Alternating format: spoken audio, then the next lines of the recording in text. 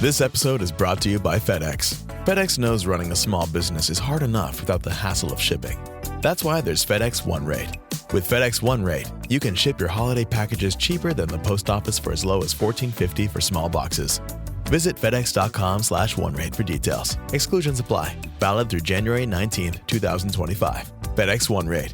2-day retail shipping, one flat rate. When your destination is discovery, there are no wrong turns. That's why, at its very core, the new 2025 Lincoln Aviator SUV provides momentum beyond mere transportation. In this thoughtfully crafted and confidence-inspiring SUV, your destination is not about where you can go, but who you can be. Explore more at Lincoln.com. Lincoln and Aviator trademarks of Ford or its affiliates. Atheists, agnostics, long-haired weirdos, short-haired weirdos, vandals, hooligans. The government, hug the government, love the government, hug the government, love the government, hug the government. Welcome to The Politics Guys, a place for bipartisan, rational, and civil debate on American politics and policy. I'm Northern Kentucky University political scientist Michael Baranowski. I'm joined today by my conservative counterpart, Cleveland area attorney and defender of freedom, Jay Carson. Hey, Mike. Hey, Jay. So we are recording this Friday afternoon, though you are hearing this probably Tuesday, and that's, of course, Election Day. You know, Jay, folks have asked me, a number of folks on the Discord have said, hey, are you going to do some sort of thing where you're following the election returns in real time on Tuesday? And I thought, oh, my God, no. I cannot imagine anything that I would be less interested in doing. I don't know, for me, the whole following the election returns thing after the polls close. The problem is we'd just be reporting on what somebody else is saying anyway. And it's just, to me, in part, maybe I was scarred by 2016. Do you remember 538 had that little needle thing? And it was all the way over, before the polls closed. It was like, so Clinton's definitely going to win. The needle started moving the wrong way more and more and more and more. And I was like, oh my God, I can't do this anymore. But yeah, the whole... it's the same thing, like when any kind of event's going on in real time, my first inclination is almost always to not watch it in real time unless it has, it's a tornado or something like that. It's like, well, okay, I want to know in real time. But I just find I get this emotional involvement and I can't get this distance and I get all worked up for essentially no purpose, And so that's why I just don't believe in that kind of, I know some people love it and that's great. I mean, that's why I watch football in real time, because you get some of that, but I just can't do it for politics. And so I don't know if you're going to be watching the election returns when after the polls close, but I know I won't. Well, I mean, I'll watch them to some extent, in the new weird world we live in. It kind of before 2000, it used to be you could, stay up till 9, maybe 10 o'clock and you knew who won and then you went to bed. And now it's not that way. So there's sort of, to me, kind of less incentive. It gets to the point of, well, if I stay up until 2 a.m. and find out about it, or if I wake up the next morning and find out about it, the result's the same. Incidentally, in 2016, this is kind of funny. I was very much involved in a local election, a couple local races, and I was so caught up in that it was sort of an afterthought after all this. And I was like, oh, wait, Trump won? It was sort of this weird surprise kind of thing. But so, yeah, I was not burned or shocked or upset as you were, because, again, I wasn't.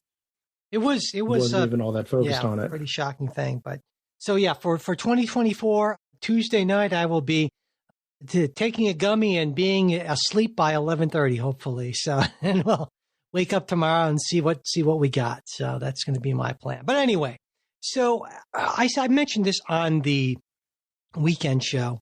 Once again, Jay, I voted, but I wasn't enthusiastic at the presidential level. I was a little more enthusiastic about voting for Sherrod Brown over Bertie Moreno, but still, it's been a while since I really felt enthusiastic. Really, the third straight time I've kind of been unenthusiastic. Last time I actually felt like, yeah, I can't wait to vote for this person was Barack Obama in 2012.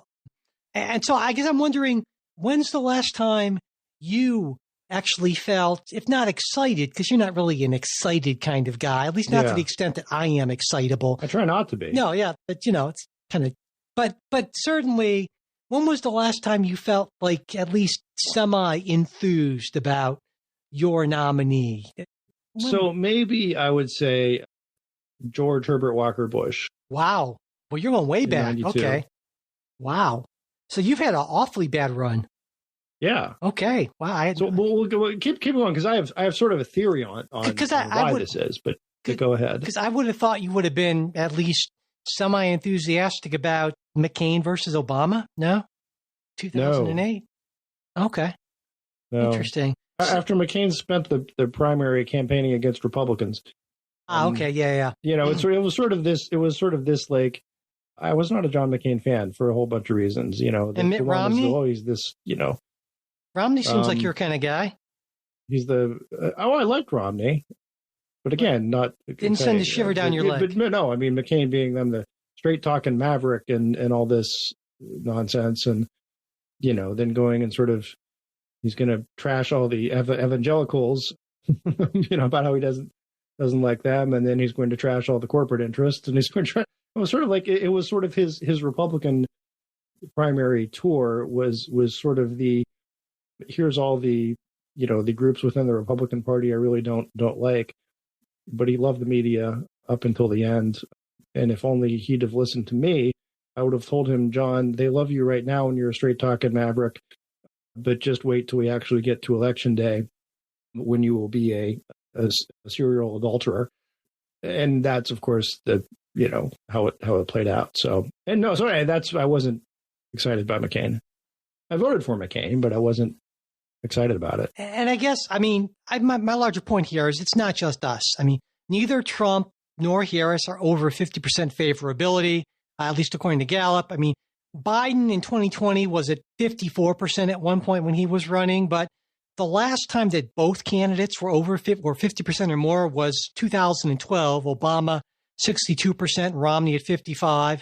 We go back to 2008. Both Obama and McCain were over 60% favorability, and that's actually been closer to the modern pattern. If we go back to 1956, well I would say there's a difference between enthusiasm and favorability. Yeah, but I'm saying even just saying that I like this person's. I mean, that's a lower barrier essentially. Right. And You're so my point is, if we use a lower bar, not even enthusiasm, but just favorability. Exactly, because if we go all the way back to 1956, which is kind of that we're getting to the point at the beginning of sort of modern scientific polling on a large scale.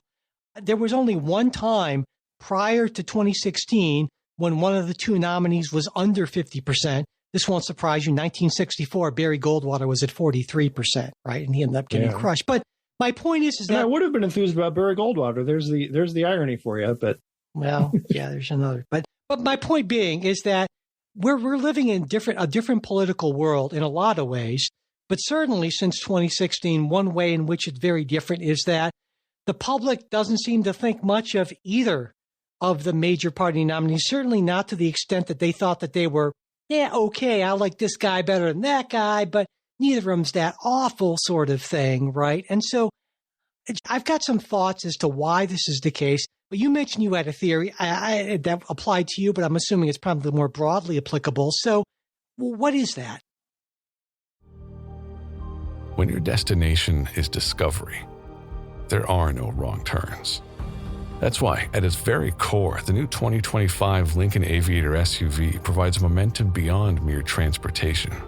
In this thoughtfully crafted and confidence-inspiring SUV, your destination is not about where you can go, but who you can be. Explore more at Lincoln.com. Lincoln and Aviator trademarks of Ford or its affiliates. Sephora presents Your Granny, Pearl. Your grandmother, Pearl, she's had 83 years to refine her tastes, which means she's hard to buy for. She has a signature lip, signature car, signature drink, signature scarf, signature color, and she makes it all look effortless, which means gifting her takes maximum effortness. She knows what she likes, but she also has a nose. This holiday, don't overthink it. The best fragrance gifts are only at Sephora. Well, no, it's not. It's actually not more broadly. Okay. Well, I want to hear it anyway, damn it. So, and that's because I'm old. Well, a lot of people are old. In fact, there are some people that are older than you, so it might actually work out. Yeah. So, no, because I was thinking about this not long ago about I had mentioned to Justin, well, the former Speaker of the Ohio House had passed, and I worked for her when I was very young. And I still, think about her, I have this kind of gauzy view, right? That these folks who I was working for then were so much more than what we've got now. And it occurs to me it could have been because I was just a kid. And I looked at these people and I thought they are so much smarter, wiser, more experienced than me. And, I sort of took this, there was sort of a halo effect, right? That now when I'm older and people who are in the legislature are in my peer group, and I'm like, come on, Yeah, I mean, I get it. You're talking to a guy, yeah. Right. I mean, it's sort of just a less. There isn't that gauzy sort of, looking up to. I don't want to call it hero worship because I wouldn't go that far. You weren't that guy. I was that guy. I mean, certainly, I had the Ronald Reagan action figure. Not even kidding, right? Yeah. So I get it. I totally get what you're saying. Absolutely. Yeah, absolutely. So I think that's part of it. Is now I look at politicians much more as straight ahead, regular people, humans, and folks who I've may have known and interacted with, even, right? It's not like there's some sort of mythological kind of figure larger than life. But I think maybe that's just me. So if I'm asked to think about why is that more society wide, it could be the nature of our media these days, the just increased tribalism, maybe the lack of, I don't know, maybe the lack of a purpose, a meaning. I sort of felt that with like Reagan, right? And to some extent, Bush, it was sort of you're voting for a third Reagan term. And I get the Obama thing for Democrats, first black president and hope, and he was a very good candidate on the stump, right? So I wonder if part of it, I wonder if part of it too is we've seen just and some of them have had significant ethical, moral issues, right? That it makes it tough to root for. Yeah, well, I wonder if part of it is that until fairly recently, we could at least point to some sort of external threat that unified us. Obviously, first it was, communism, and then the Soviet Union falls, and we have the 90s. But then we have this period where all of a sudden now that, the threat is terrorism, and that could, certainly unite us, certainly helped out George W. Bush to a certain extent, at least with the general public, I know, not with some folks on the left and some folks on the, the far right. But we don't really have that kind of thing anymore, Oh, I do. I think that's right. I think that's a factor. I'd agree with you there. And I would say another thing occurs to me is that, a lot of folks who don't really have a strong sense of kind of the history of the mechanics of nominations won't know that prior to 1976, a lot of primaries were basically just what they call beauty contests, where the party leaders might or might not take those into account when they decided who the nominee was going to be. But now, since 1976, pretty much we have a system where, no, it's the voters who choose these things. Primaries count. Yeah, and what we know about primary voters, they tend to be... At least in the Republican Party. Yeah, well, they count on both sides of things. I know you're joking, but... I'm just saying, we don't... There are no super delegates in the Republican Party, but go ahead. But and while the role of super delegates in the Democratic Party isn't that big in any case, it certainly was made smaller in recent history. But the point being is that essentially the nominee is the person who the primary voters select, not who the party insiders select. And that's a big change. And I think you certainly would agree that if we had been living in a pre-1976 system in 2016, there's no way Donald Trump even sniffs the presidency.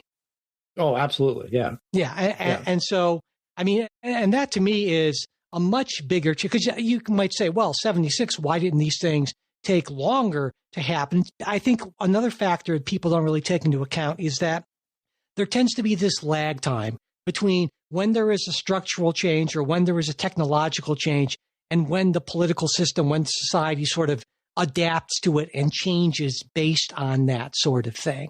I think we saw the same thing with social media, which sure, there was social media in the 2000s. There were smartphones when Barack Obama was running for president, running for re-election, but it wasn't really the thing that it became. It really became a thing for the first time in a major way in 2016. We didn't see that before. And I think the confluence of all that stuff just ends up meaning that we have nominees that are far more acceptable to the bases and far less acceptable to a whole bunch of people in the middle. Yes and no. I mean, I guess I'm wondering about the acceptable to a whole. I mean, on paper, John McCain and Mitt Romney should have been acceptable to a whole lot of people in the middle. And they were. And then maybe you could say, well, that's going back too far. No, I'm saying that's what the data would. More or less Republican moderates. That's what the data would support. They both had favorability of well over 50%. Right. And so I would say both. Point. I would respect, the character of both of them, certainly. So you're saying this is essentially then all post Romney Obama. Yeah, basically 2016 and on, essentially. Okay. We hope you enjoyed this preview of our supporters exclusive midweek show. If you'd like to hear the rest of the episode, we hope you'll consider becoming a supporter. Supporters get ad-free access to all of our shows, membership in our Politics Guys Discord group where you can join in on the conversation, and other benefits at different levels of support. To become a supporter, go to patreon.com/politicsguys. You can also support us through Venmo or @politicsguys or through PayPal. You'll find all of our support links in the show notes as well as at politicsguys.com/support. And if you'd like to get the midweek show, but you're not in a position to become a financial supporter, that's not a problem. Just send me an email at mike@politicsguys.com and I'll be happy to get that set up for you.